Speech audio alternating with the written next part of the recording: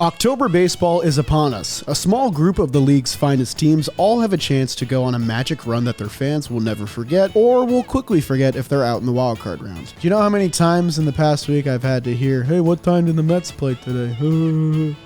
It's real funny, guys. You see this skin? It's thick skin. From years of this shit. Baseball fans all know who the heroes of October are by now. It's a topic that's talked about to death at this point. But what about the players that ended up shrinking in the spotlight despite numerous opportunities? Today, we're going to put together October's least valuable position player lineup. And to figure out who the worst postseason performers are, we first need to set some ground rules. Because there was plenty of competition, I set a restriction of at least 50 plate appearances minimum. So any guys who had specific lowlights that you can think of may not be on today's list because they simply didn't appear in enough games to qualify. Also, a lot of the answers on today's list will be in the wildcard era and beyond because more teams made the postseason and there's more games to be played in the postseason, meaning there's more opportunities to fall flat. With all of that said, let's dive in. We'll start off with the catcher, a position with plenty of options being that a lot of defensive first backstops found themselves on prominent teams of years past. If you're a baseball fan, I already know what you're thinking.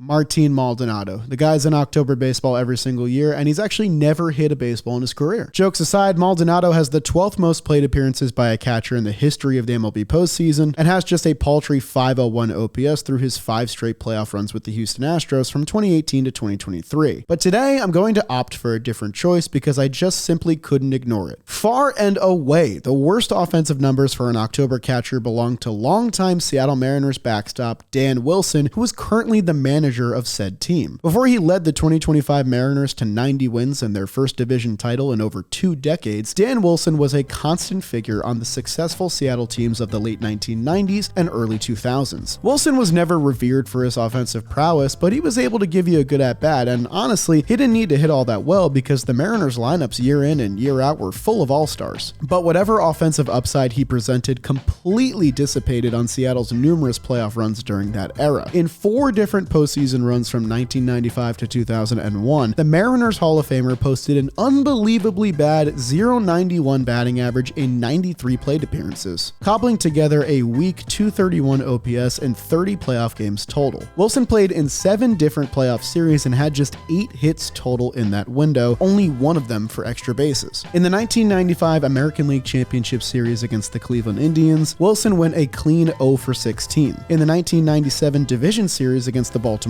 Orioles, he posted an 0 for 13, including a golden sombrero in Game 2. 5 of his 8 total playoff hits came in the 2001 run, meaning that in the 3 runs prior, Wilson was just 3 for 60 in the playoffs with 26 strikeouts and 0 runs scored. Wilson's biggest contributions in October likely came via the pitching staff and his game-calling abilities. But as it stands, he's the only position player in MLB history with at least 50 plate appearances and an OPS as low as .231, with the only player he managed to out-hit being pitcher Greg Maddux. Here's hoping his postseason managing is a lot better than his postseason playing. Up next is first base, which is a hard position to pin a player down for, being that it's usually a power-hitting position. Mark Reynolds was in the running for this spot thanks to his .127 batting average in 17 postseason games overall, the lowest of any qualified first baseman by my count. However, none of his appearances felt significant enough to bear inclusion here, with Reynolds' teams advancing past the first round just 1 time in 4 tries. Someone whose poor play definitely had an impact on his team's postseason memory and postseason history overall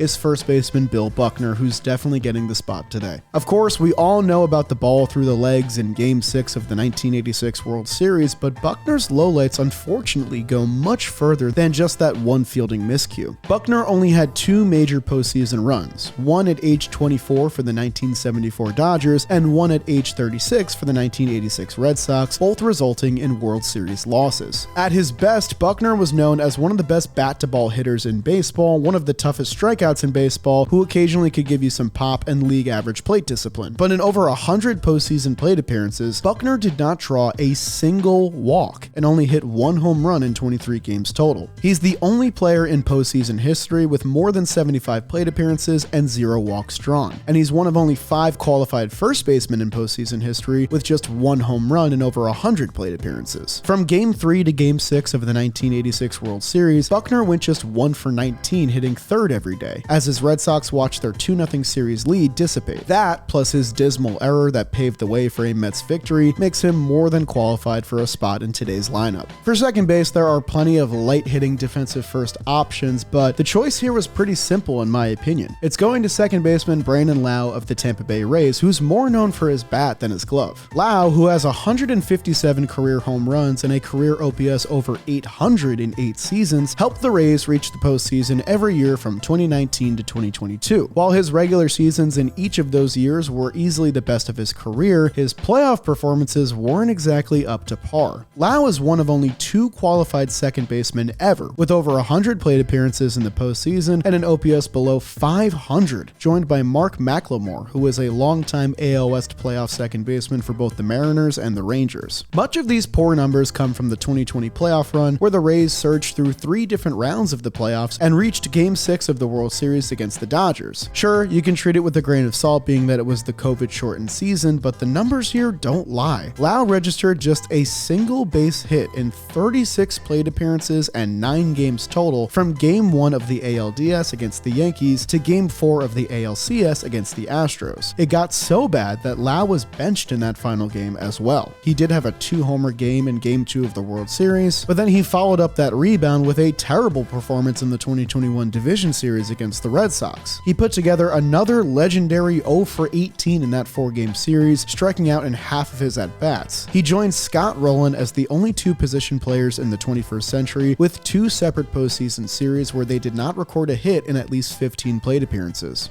Here's hoping Lowe can get some redemption somewhere down the road because the Rays haven't reached the division series since this 2021 set. Before we move on with today's video though, I gotta thank today's sponsor, which is Nutrafol. Nutrafol wants to help baseball fans celebrate what's under their hat with thicker, stronger hair that they can show off. Nutrafol is the #1 hair growth supplement in the game, clinically proven to show results within 3 to 6 months. Nutrafol and baseball go hand in hand because it's all about consistency. Showing up day after day, season after season, because when you get to the big moments, nothing should hold you back. So click the link down below and visit Nutrafol.com to get $10 off your first month's subscription and join the millions worldwide seeing thicker, stronger hair. Thanks to Nutrafol for sponsoring today's video. Now let's get back to our lineup. At shortstop, the man who ran away with this spot is a key member of the 2001 champion Arizona Diamondbacks. That would be speedster Tony Womack. A 3-time league leader in stolen bases who definitely bounced around defensively, Womack was always much more known for being quick on his feet and shorthanded with his glove. Because of his tools, Womack was a fixture on baseball fans' television screens basically every October. He was a part of 5 different postseason runs with 3 different teams, most notably the earliest contending Diamondbacks teams. Womack hit leadoff in all but 1 game in the 23 playoff games he played from 1999 to 2002, and that lineup construction is part of the reason why I include him on today's list. As the table setter and rally starter for a championship team, Womack hit a paltry .210 and stole only 1 base in 4 tries in his Arizona playoff tenure. But as most Snakes fans would tell you, his game-tying double off Mariano Rivera in the 9th inning of Game 7 in 2001 erased any hard feelings about that stat line. Overall, his OPS of .526 is the 3rd lowest for any position player with at least 150 postseason plate appearances, joined by fellow shortstop Walt Weiss and the aforementioned catcher Martin Maldonado. Up next is the hot corner, which I nearly had a hot take for, that being current Yankees manager Aaron Boone, who's kind of known as a postseason hero. His lifetime 170 batting average and .498 OPS both rank in the bottom 3 of qualified third basemen, but he does get saved from this distinction because he only had 1 single playoff run, which came in 2003, and that said postseason run was extended thanks to his heroic home run to win the championship series. So instead of Aaron Boone, our third baseman will be Sean Figgins. And by the way, yes, you heard me right, it's not Sean Figgins, it's Sean Figgins. And you guys know me,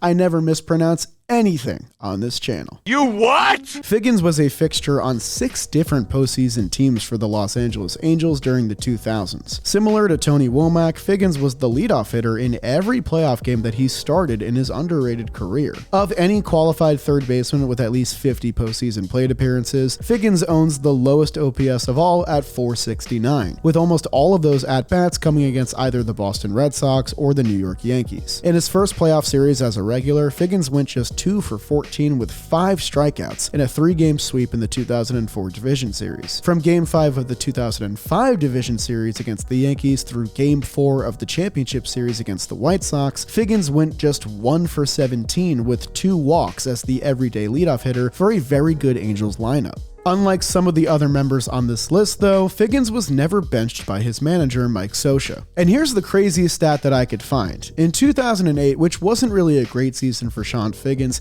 he struck out 3 times in a game just 3 times in the regular season. That came in 116 regular season games total, which is a rate of about 2.6%. In the postseason that year, he struck out 3 times in a game twice in 4 games, which is, quick math, thinking a rate of about 50%. Whether it was postseason jitters or simply failing to compete against the league's best pitching, I'll let you be the judge on why Chone Figgins failed repeatedly to perform in October despite numerous opportunities. On to the outfield we go, and in our first spot, we have a man with the 21st most plate appearances in the playoffs by any qualified outfielder in the expansion era. That would be 13-year veteran Josh Reddick. His path is unique, being that Reddick went to the postseason in 8 different years with 3 different teams. He first helped the Oakland Athletics capture consecutive division titles in the early 2010s, then he had a pit stop with the underrated 2016 Dodgers before becoming a key cog in the Houston Astros lineup of the late 2010s that would go on to live in infamy. However, Reddick's performances for these teams in October paled in comparison to his regular season contributions, as he would slash a meager 535 OPS across a 74-game sample. His usually reliable on-base tendencies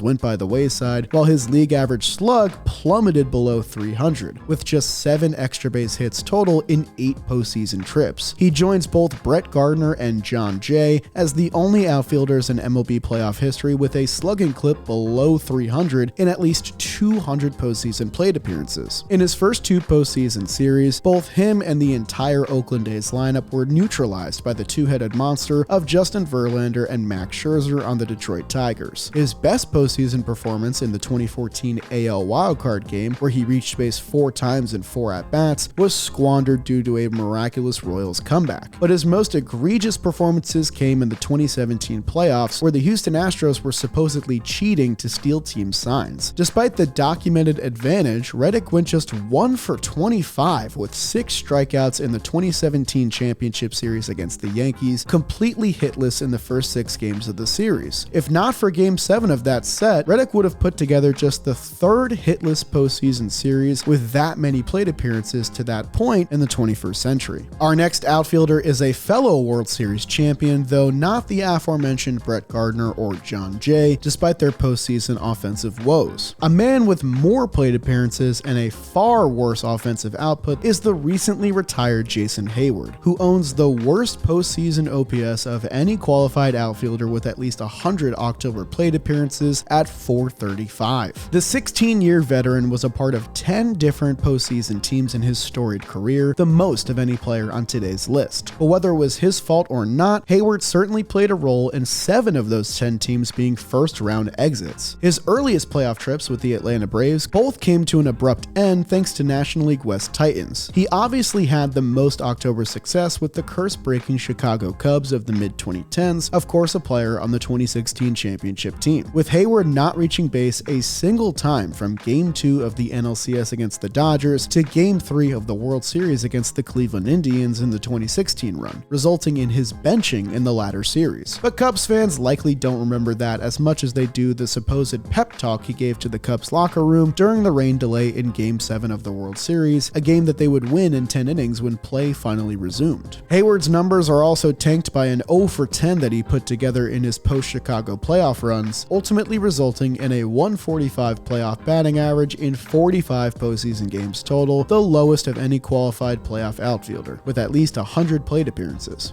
Second on that list is outfielder Nick Swisher, who is not going to get the last spot on today's list. Instead, we're going to reduce our postseason plate appearance qualifier from 100 to 50 so I can include the last player on today's list, and probably the one that hurts my baseball fan heart the most, that being Orioles center fielder Adam Jones, one of my favorite players of all time. I also got to talk to Adam Jones recently. He's an incredibly nice guy, so I could never say this stuff to his face, but the numbers don't lie. Jones was a terrific terrific regular season player for the Orioles for the near entirety of his 14-year career, but in each of the 3 postseason runs with Jones at the center of their core, the face of the Orioles franchise was unable to come through in the most important games of the year. His unbelievable OPS of just .413 in 63 postseason plate appearances only ranks ahead of the light-hitting Johan Rojas when it comes to 21st century players. The New York Yankees pitching staff was able to hold him at bay in the 2012 playoffs, as Jones went just 2 for 26 with no walks or extra base hits. This was especially surprising considering Jones hit .300 with an .878 OPS against New York in the regular season, helping Baltimore split the head-to-head 9-9 that year. Jones's performance in the 2014 run for the Orioles was much better, including this game-tying home run off Yordano Ventura in Game 2 of the championship series. Overall, though, Adam Jones finishes his playoff resume with just that single extra base hit in 14 games total, barely eclipsing the 200 mark in both his on-base percentage and slugging clip overall. And that'll do it for today's list. I'm so sorry if I ruffled any feathers or brought up any bad memories. I got plenty of bad memories as a Mets fan myself. Thank you so much for watching today's video to the end. If you enjoyed it, leave a like on the video and consider subscribing to the channel if you haven't already. I'm thinking next week we'll do the pitching staff, so if you like that idea, leave a comment down below and let me know. That'll do it for me in today's video though, and I'll see you guys next time.